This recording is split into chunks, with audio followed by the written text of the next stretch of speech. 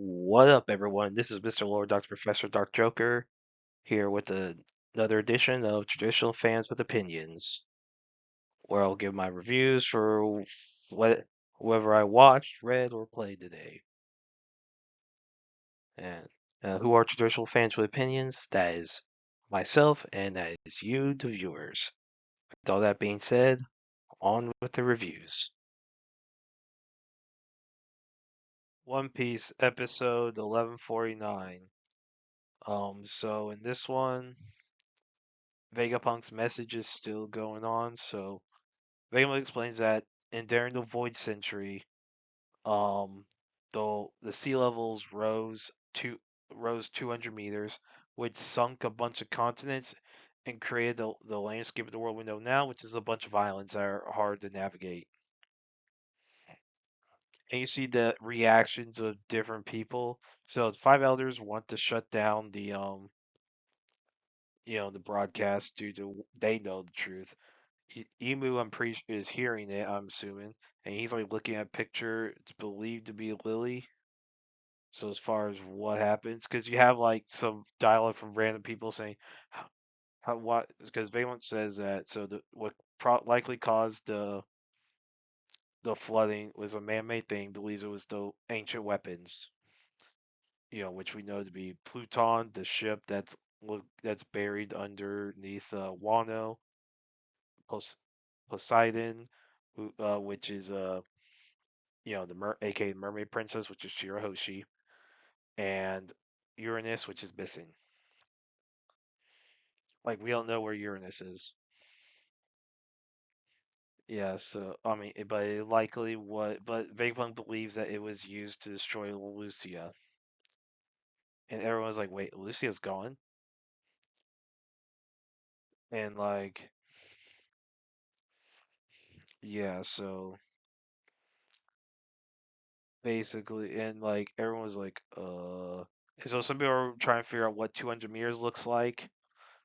So there's like this mountain. Someone's like, that mountain's exactly 200 meters high. That's how high the waters must have risen. So everyone's trying to figure out what's going on, trying to react to it. Um, some people are like, I can't believe. Some people are just in fear.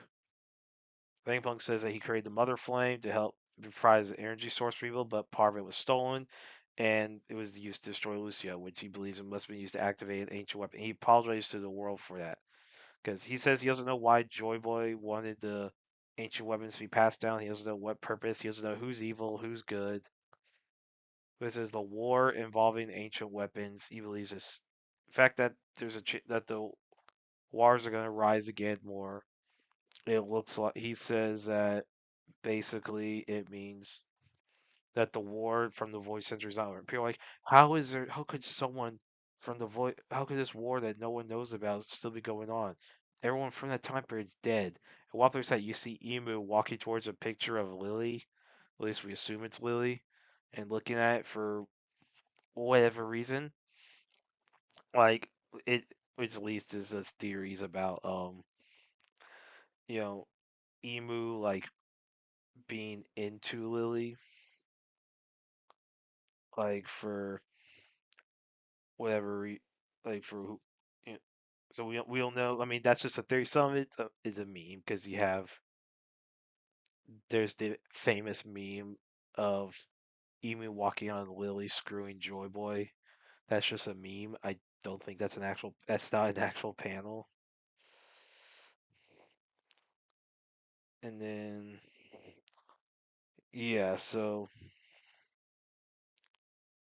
basically and so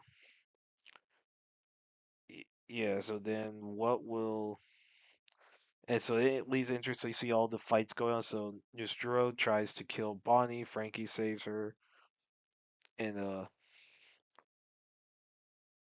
basically you have like we're about to reach the end game. So York wondering how Stella discovered that she stole the Mother Flame.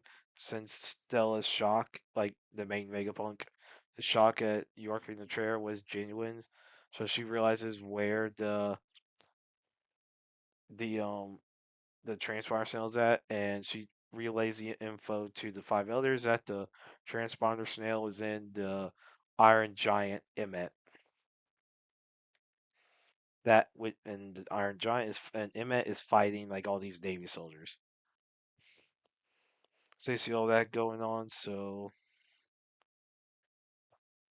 yeah, so it's definitely gonna be interesting. So yeah, now the robots can be more prominent as they did in the later chapters in the manga for this arc. So yeah, so we'll actually hear Joy Boy's voice soon in a flashback. That no, we are getting a brief Joy Boy flashback, which is gonna be interesting because it's gonna be interesting to how this is like how in the world this is gonna happen. Like who's voicing Joy Boy? I don't think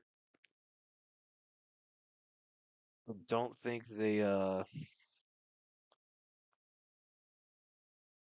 I don't think they've announced a voice actor yet. So it's gonna be interesting, especially if happens to be the same voice as Luffy. So that's gonna be interesting. But yeah, I think this could I really like this episode, like what they're setting up. Looking forward to the next episode. One Piece chapter 1165. So in this one, Roger and Garp are fighting Zebek. Garp doesn't like the fact that he's working with Roger, and so they both hear Zebek say to kill him. They know there's like something to do with like he's like possessed, or they notice that something's not right. And basically, they're telling their respective crews, just get out of there. And so you have, the Rocks Pirates, they're separating, they're basically going off different locations. Basically, yeah, so you have the big fight. So you then find, so they know that Zebek's under a curse, but then they want there's a way for him to break, for the curse to break. And like, yeah, so you see Big Mom and Kaido arguing. It's weird as they're arguing to her, but it's like they're smiling. It's almost like they look forward to fighting each other later. It's interesting. I was like, it's probably like there is still some respect between them. And then you see Whitebeard meet with someone named Graham, Polo Graham, who's a fan of Whitebeard's, and it looks like Marco. So it's implied that Graham could be Marco's father. So Marco's full name could be Polo Marco, basically Marco Polo in American order.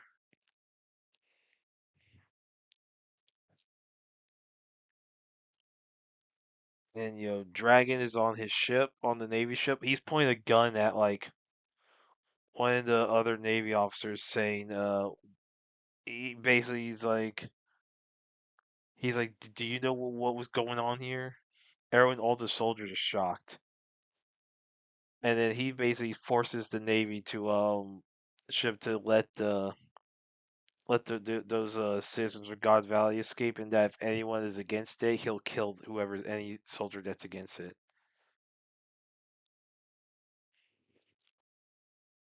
And then you hear like a voice saying, you see Emu saying through Saturn, that island will never have existed. Understood? So like, and you can tell. So it's Saturn's body, but you see like Emu's eyes. And so then you see like some exposition about the God Valley. So that's S level, top secret classification. Basically, whatever all happened is basically it's kept quiet. And then yeah, so Roger asked Garp about that black monster that the government has. He wonders the government's the good guys. Garp says he can't believe what's going on here. And Roger says if Garp's gonna quit the Navy to join that Garp could join Roger. Garp says no because if he quits, no, who's gonna watch out for the rank and file soldiers? Basically, like the ones who don't know what's going on. They're just small time soldiers. So like man, now that means if Garp had left the Navy and joined Roger, oh, that would have been a crew. I mean, Garp on Roger's crew would have been insane. And then so what Roger concludes during the fight is that their way to they have to do is they have to like hit Zebek with a large amount of hockey, that armament hockey and Conqueror's hockey they gotta use, or color of armament and color of the Supreme King. Basically, so yeah, so basically they have to work together to like hit Zebek with their combined Supreme King hockey in order to defeat Zebek and deal with the curse.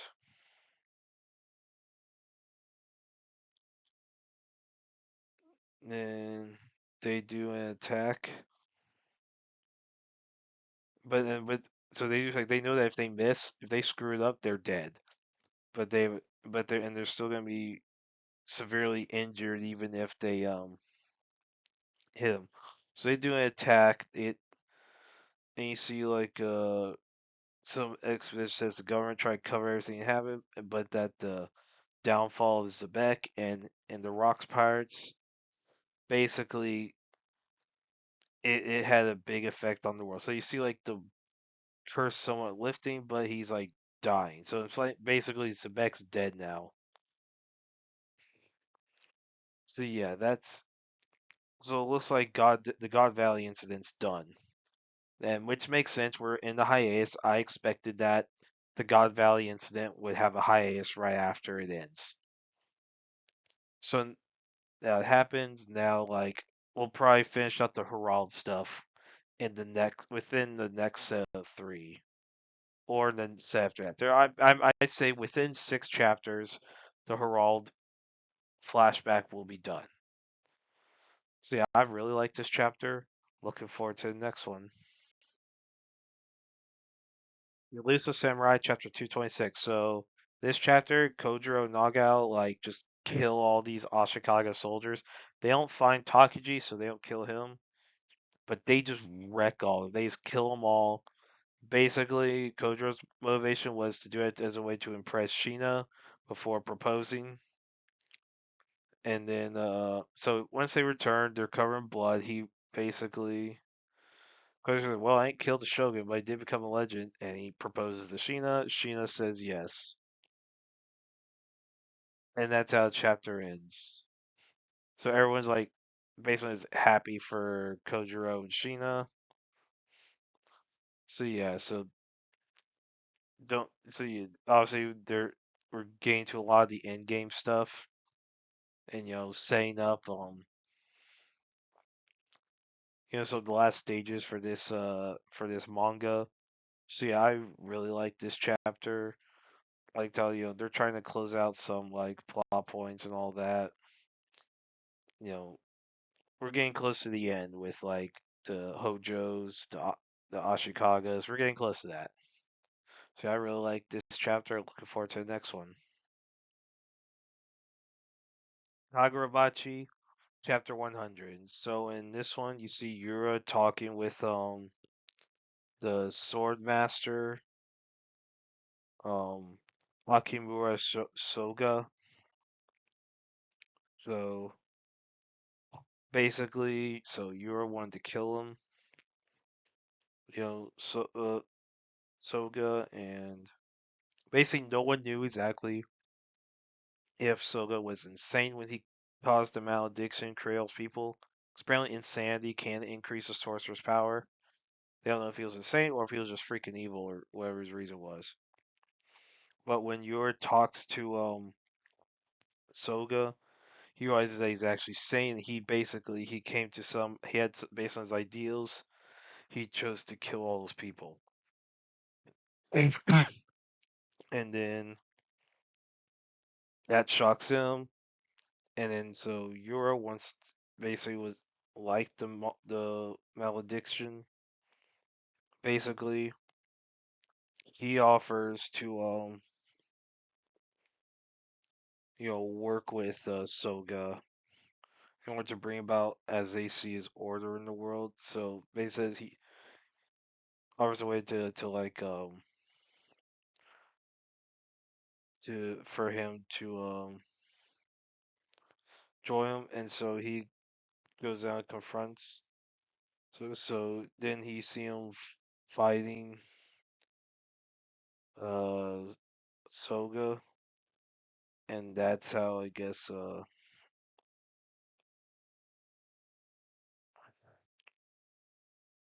yeah, so you see the two starting to fight each other. And yeah, so I thought this was a good chapter.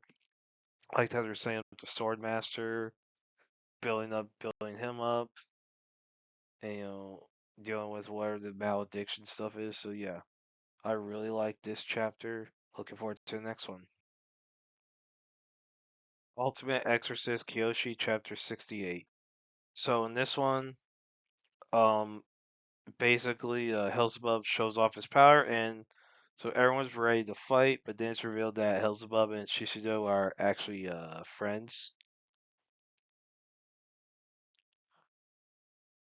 and then everyone's shocked. And basically it's revealed that David worked there to keep balance between the human world, the demon world, and basically like help keep peace. Basically so Beelzebub's sons are acting against his wishes and like invading Ross territory. Basically, Shishido and Beelzebub been keeping it secret. So, because, basically the cross paladin being from the Demon Lord would be seen as crazy by the Exorcist, and basically a lot of demons would try to kill Beelzebub if they knew he was friends with the Exorcist. And so, yeah, so basically, yeah, so then, so Beelzebub asks, the Exorcist for help in restoring peace in the demon world and to help deal with Beelzebub's sons. So basically, Beelzebub says, "Hey, even if that his kids are related to him by blood, he's willing to kill them if needed to." And basically, everyone's like, "Oh, Beelzebub." So they have this would be easy, but Beelzebub says basically that that Lou and Gaga eat little demons to grow their strength, and his eldest son Bobo is more powerful than him. And basically, Beelzebub warns that Kiyoshi can't let anyone know that he's in the demon realm because of he exercised Asura Roth, and Bobo was attached to Roth, so that will cause a problem. Setting up a fight between Kiyoshi and Bobo, and then basically a bunch of demons would be hunting for Kiyoshi. They learned he was there, and then so then everyone is preparing to go after Beelzebub's sons. Then you see pictures of Shishido and Kiyoshi are posted on like I guess the Demon's television, like on news channels. So everyone's out hunting for Shishido and Kiyoshi. So yeah, so I like this shard, like how you're setting up, you know, basically Beelzebub's sons, Beelzebub's being like a protagonist, so that's gonna be an interesting thing. Uh, I wonder if the this third demon lord, who we don't know his name is, if he's gonna be involved in this.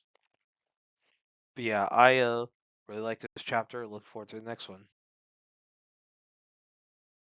Into the Witch, chapter 58. So in this one, you start out with Sammy and Jikishon talking. Um, basically,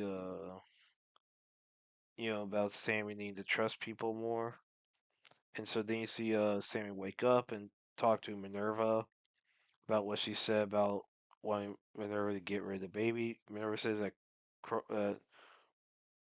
yeah, basically, Chrono wanted to offer to get rid of the baby as in fear of like a half human, half magic, baby. Like what would have could be a monster, could be a good person. They don't know. And basically, Chrono was basically Minerva got pissed, threw stuff at Chrono. Basically, she said the reason was cute the babies because Chrono gave her happiness, and the baby is like her like wish given form as far as like the happiness with her and Chrono. So Sammy, is wondering, could like be that basically that maybe the baby's a sign that maybe there could be coexistence. Then and she touches the Minerva's pregnant belly, and she has a vision of basically Kiyoshi like stabbing Minerva's pregnant belly, so he kill basically killing Minerva and the baby. And so Sammy runs outside and basically says she wants to tells Descaros and all that she wants to help, saying that basically she saw a vision. So that's gonna be interesting. So yeah, I really like this chapter, like how they're setting up, you know, basically Jiki Sharon and Sammy, like their roles, and then also Kyoshi and how Minerva's pregnancy is gonna be a big role. It's gonna be interesting what a half human, half magic being will be like. So yeah, I really like this chapter. Looking forward to the next one.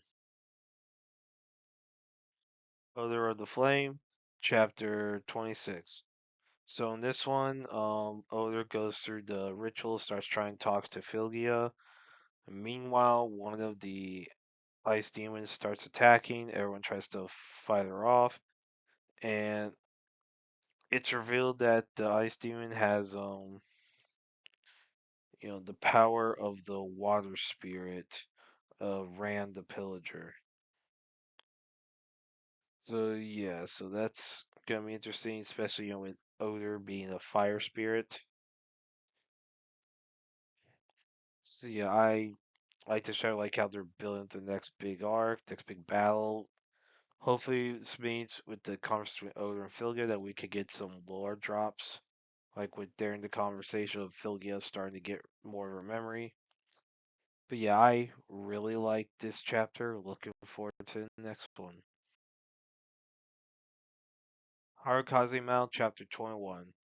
So in this chapter, Hina gets a coach, you know, and basically the coach is hired is Midori Yokogi, so a female coach. Basically, it's like like the manager's one, the basically the cousin of basically the manager. So and so Shiori like basically showed like Midori some videos of the practice and games, and she starts directing practice how to improve. So basically, she acts very sadistic because of how she is with baseball. She doesn't hold back in criticism, and so she starts like going putting them through a bunch of drills and starts so she and Ibuki like have you know their personalities are clashing. So you see everyone practicing, how everyone hits, pitches, bats, like basically runs bases. She's trying to develop that, and then you see like at the end, so she and Ibuki are like recapping practice, and then basically, you know, Midori says that she meant what she said. Ibuki had the one with the biggest problems, but it was because of Ibuki acting as a manager as well as a player. It kind of delayed some of his development, and she says she looked into how he played before his disappearance. So it's like that's gonna play a role next week. So we gotta get into. So it's like it's gonna get into a lot of what happened with Ibuki, like during that when he was like out of baseball for a little bit. So yeah, it looks like we finally got the female character that's shown in the logo. I was like, who is this? But yeah, so it was a funny chapter. So yeah, I liked all the practicing stuff, the baseball. So yeah, I really like this chapter. Like how they're building up this team gradually. Looking forward to the next chapter. Gachiakuta, episode 18. So in this one, this episode mainly focuses on Rio's fight with Noerd. So she's using her, vital instrument, their scissors against Noerd, having trouble, and she, basically the way it, and basically really Noerd's from like a village of all women, and Rio starts acting more, I guess, sadistic in how she fights. And when she realizes that basically there's no where they're at, no one can hear what she does, so she pulls out her gun and shoots Noerd. And like Noerd shot because she assumed that the cleaners were like a lot of them were squeaky clean. They were more moral, and so she shot about the gun, and it's revealed that Rio was a former professional killer. That engine basically made her promise to not kill anymore. And if there's something about she's not using her scissors to and killing the nowhere with it because she says she made a promise she won't stain those scissors with blood again. Now she lets Nowhere live, but she shoots her, then she shoots Jabber, and then yeah, there's a whole and basically it's revealed that yeah, and yeah, so Rio shoots Jabber, and then there's a whole bit where Zodal, who's like the leader of the you know of the you know like of the Raiders, like basically he says he wanted more of the Watchmen series, but he couldn't find it, so he made his own. He made his own replica Watchmen series. That's leading to like the whole trash beast thing that they're inside. And yeah, so basically, yeah. So I thought it was a really good episode. Dude, the Rio fight was awesome. Like that was a really good fight. And how Rio just goes freaking insane. I'm like, oh frick. Like I knew she was like a former assassin, but like this with a lot of backstory stuff yet to be revealed. Like I think like if I recall, the manga hasn't even revealed all of it yet, all of her backstory. So we're still waiting on that. But yeah, I thought this was a really good episode. Looking forward to the next episode.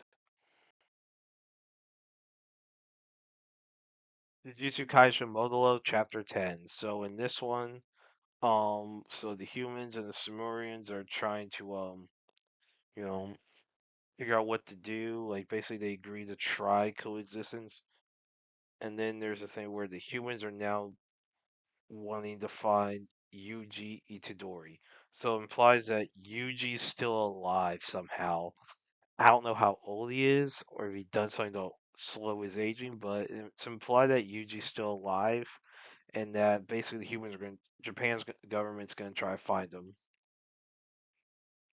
So then it's recommended as like a cultural exchange thing for Katsu siblings to make food. They don't have a lot of experience in cooking, so they talk with Maru, you know they discuss with Maru and about what type of food and cross what type of food the Sumerians eat, so that they can make something that works for the Sumerians palates. So they start working on what to do. So like takoyaki, I guess, is on the menu. So they start trying to figure out, so plan out of what everyone's eating. So yeah, I really like this chapter. So right now it's more like a simple slice of life chapter, but basically it's to help deal with some like potential coexistence stuff to see what the path to peace is for the humans and Sumerians. So yeah, I really like this chapter. Looking forward to the next one. Spy Family chapter 124. So in this one, so it's revealed the reason Henderson might get fired is that basically there some image came out of like someone offering him money, and it's believed that he accepted bribes for you know basically test scores, high grades and stuff, and it's about to become a big scandal. Henderson didn't do it. Like he know everyone, like basically like on his class, they all agree that they don't believe that he Henderson did it. So they basically, so Henderson doesn't teach for the next few days, and he offers to resign to help the school save face. Now Lloyd is concerned because if the if Harris thing becomes a major scandal, the Ministry of Education will start getting too involved at Ian College, which could interfere with Operation Strix. And so yeah, so Anya decides to she rips down one of the news articles from the wall of about Harrison, like the accusations. So basically, one of the guys is like, yeah, we'll terminate it. So Anya takes one home, shows it to Lloyd, and Lloyd believes it could be a possibility. Besides, due to Lloyd's personality, he naturally doesn't trust people. But Lloyd says, Anya says she's gonna ask him if Harrison if he did anything. Basically, what she's doing to read his mind. And I said, that's good. Then uh, we can figure out what law enforcement and the school investigation turns up. And then, yeah, so basically, so next day, so Harrison resigns. And then basically, and he's doing it to help school. So Miss Slag, like, gives, Harrison a Tony Tris as a way to basically saying he's giving up too early. And basically, Harrison, he has grown a little weary. And so she says that basically obeying the truth and just giving up is very inelegant of him. And Slag says for him to at least say farewell to the students. So all the students are like they're sad to see Harrison go, showing how he's very much loved as a teacher. And then you see that's his thought process how he had not done anything wrong, and that basically says he doesn't have any regrets. His conscience is clean. He's done nothing. Then you see where basically someone smelled like one of the guy who brought holy water to wherever the ghost hunt thing um basically smells some holy water. And what's funny is so Becky's butler, like driver, whatever, like basically who like Harrison was obviously in 2 years ago, offers to drive Harrison. basically, Henderson thinks that Slag said was trying to set him up, and then yeah. So the guy smells like Wednesday smells like the holy water. Then Anya reads so like someone's mind about someone who wanting to frame Henderson, and then basically someone some reason has some grudge against Henderson for some reason, and then so Anya's trying to catch the guy. Now the kid had the holy water, thinks it's a ghost, but Anya senses, so he's trying to catch the guy. So that's going to lead to the next chapter. See how that goes. So that's going to be interesting.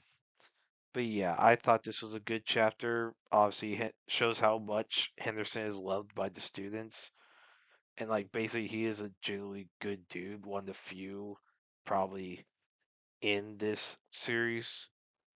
Like Henderson's probably one of the few like generally good people, because everyone has like some secrets. There's a lot of morally gray, like even amongst like the in college people.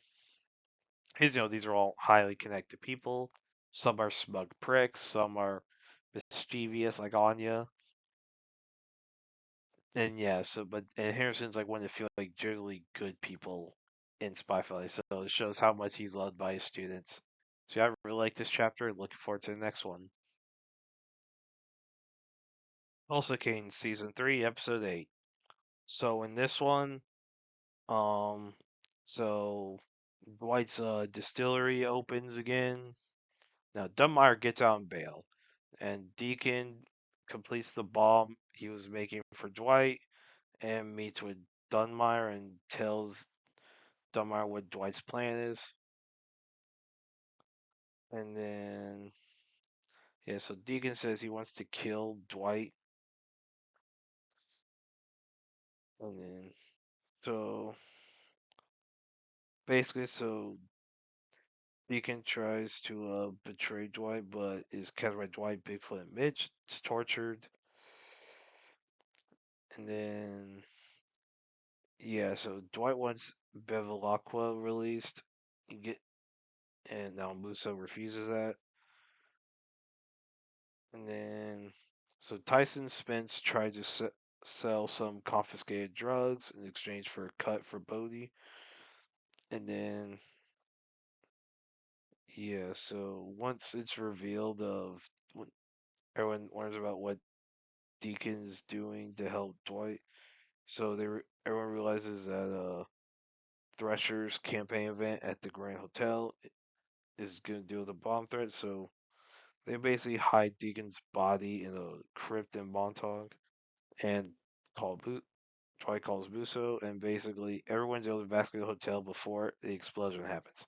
So yeah, like this episode, obviously you have a very much an escalating conflict between Dunmire and Dwight, like to where bombs are involved and like civilians. So there's gonna be some big fallout for next week's episode. And yeah, so that's gonna be interesting to see. I really like this episode. Looking forward to the next one. One Punch Man season 3, episode 5.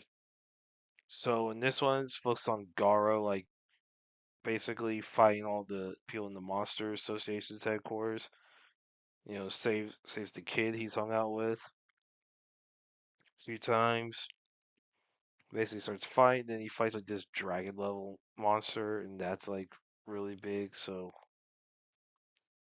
yeah, so basically this is just action of like Garo fighting monsters. Now, yeah, with the animation issues, obviously, there's not as much conflict and stuff, which, you know, basically overall it's a good episode. Like there's actual story is interesting. Garo's like a cool character. But yeah, yeah, despite the animation problems, I thought it was a decent episode. Looking forward to the next one. Gonron Egg Chapter 3. So in this one, Gonron and Oma, they take a bath, but then like they hear voices, so they start fighting. They fight this giant scorpion thing, and then like basically, so they help us some villagers, and yeah, so after helping the villagers, basically, so Oma pretends to be a sculptor to not alarm, the campers, and then so there's like a whole feast, celebrating Gonron helping them, and like the chieftain like even offers for his daughter to marry Gonron. I mean, Gonron says no, but then like when Oma talks, let make that lets people figure out that the egg is a despite being disguised like a statuary, it's revealed that the egg is a Drakkar, so everyone tries to kill the egg, but gone wrong and Oma escape. So then you have this other like basically this other like this one high ranking member of like the Drakarts like basically realize that she wants to get in some really good grades with the current king, just just kill like the basically the spawn of the for of the old king. So yeah, so basically she's gonna try to kill Gong and Omas, and that's what the next big fight's gonna be. So yeah, I really like this chapter, like how they're setting up all this stuff. Yeah. So yeah, I really like this chapter. Looking forward to the next one. Mayor Kingstown, season 4, episode 3. So in this one, so yeah, so one of the characters like Carney had died. So Mike goes to the scene, and then Kyle's still dealing with the beating he got in prison, and then yeah, so basically, everyone's dealing with the whatever happened, follow out what happened with Carney, everything with Kyle, and the warden's like not be very cooperative with with Mike, so that they're setting up conflict between them, and like and see, yeah, I like this one. I liked how they're still like this episode. It was like I thought it was a good one. Obviously the conflict with Mike and some of the other higher ups involved with the prison and all that. But yeah, so basically I thought this was a really good episode. Looking forward to the next one. Mage Next Door, Chapter 2. So in this one, Toya Osagawa, he's walking around trying to find evil mages. He hitchhikes to the nearest city. Then he comes across this basically this gangster who like employed the wizard. And then yeah, so basically so Osagawa arrives, and then yeah, so basically however Osagawa figures it out, I don't know. Like basically how like I mean besides seeing magic, I don't know how Osagawa could determine someone's a wizard or witch.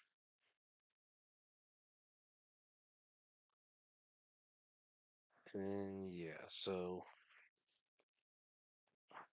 basically, Osagawa get to a fight with this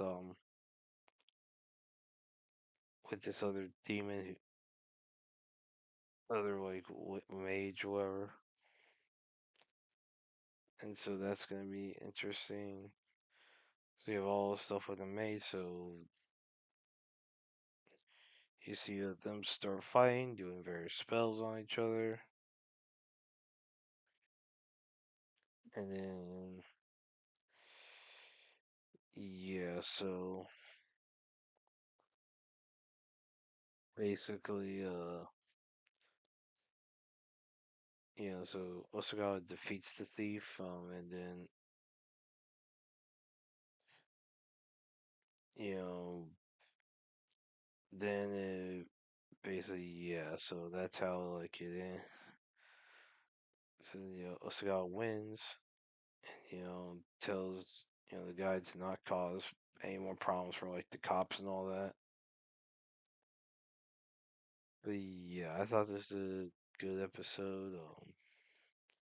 Good chapter. Like, you obviously have this new villain of the week, and all that.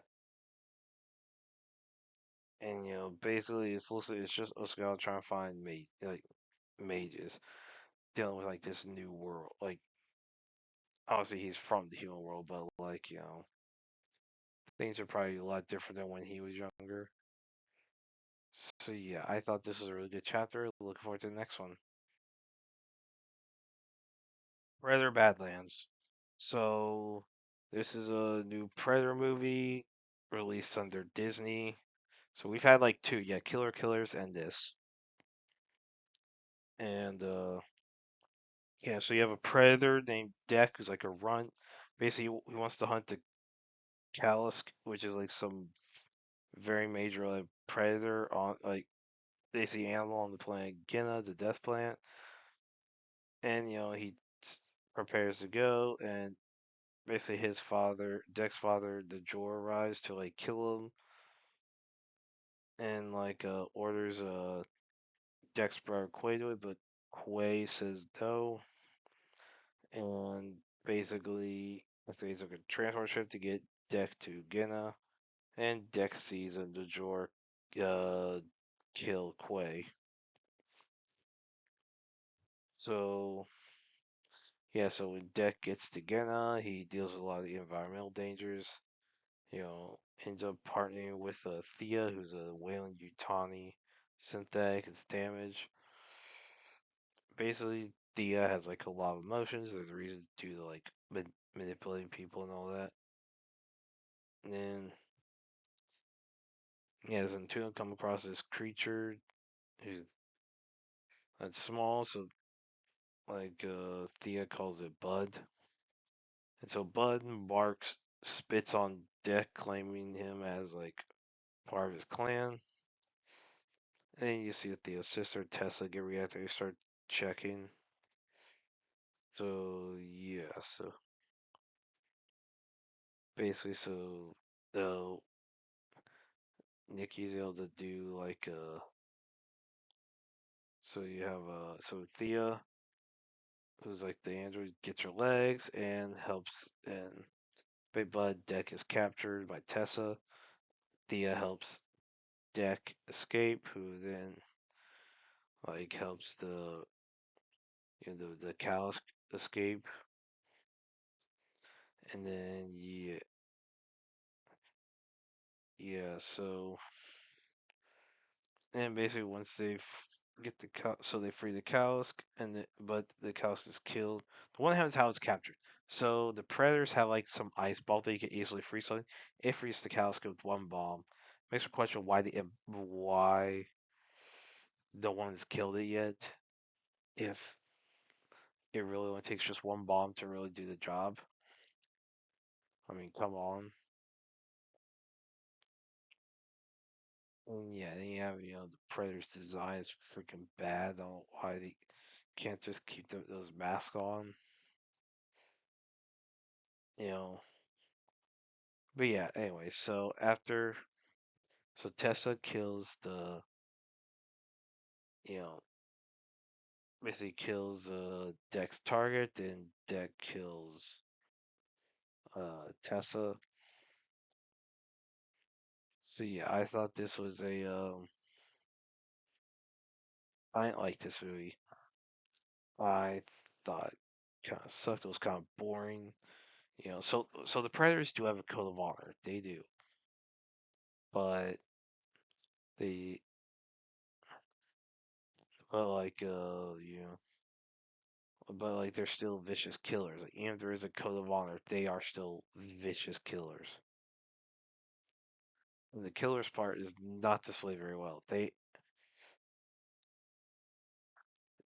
Yeah, so I thought this wasn't a good movie. I think it kind of sucked. Hopefully we can get good ones. I doubt it, but hopefully we do get some good ones at some point in time.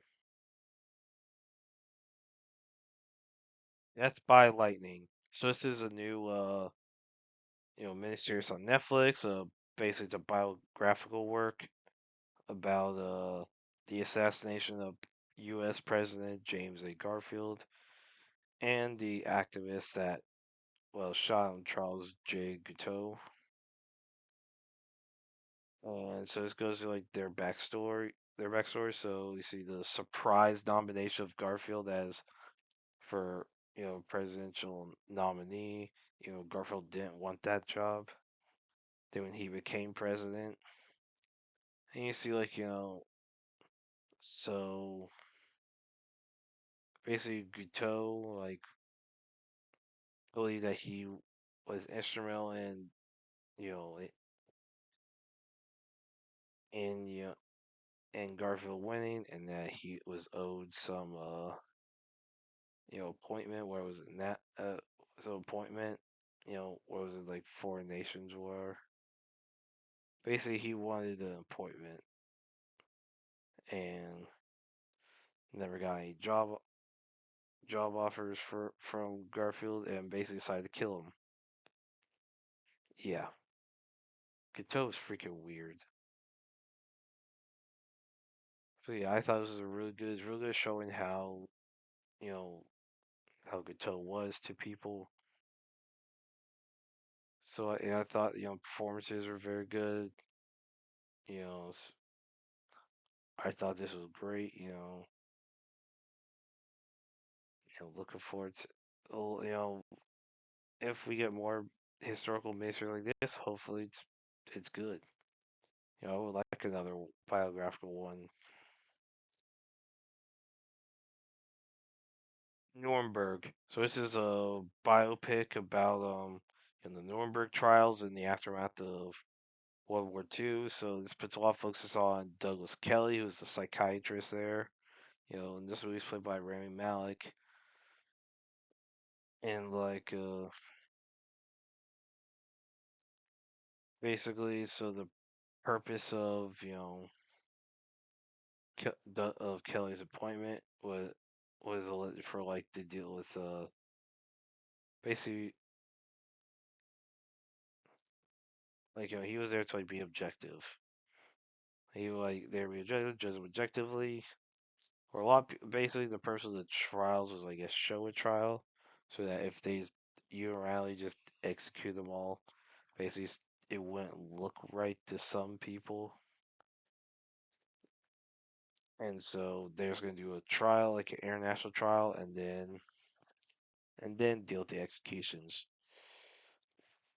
Now you also deal with like so some had like so basically yeah, so I thought this was really good. Russell Crowe's really good as Herman Goring, who's like the main Nazi in this. His interactions with Douglas Kelly were pretty good. And I thought this was a really good biopic. And hopefully we get more because this could like I thought this was pretty good. I mean, Ray Malk was good at acting. All the actors did good jobs acting. Like they all did. Like Russell Crowe was very good as as his character. So yeah, I recommend watching it. And that's it. Did y'all like the stuff I reviewed? And if you have your own opinions about all that, you can put all that in the comments. Thank you for watching, and like, subscribe, and all that. And look forward to the next video.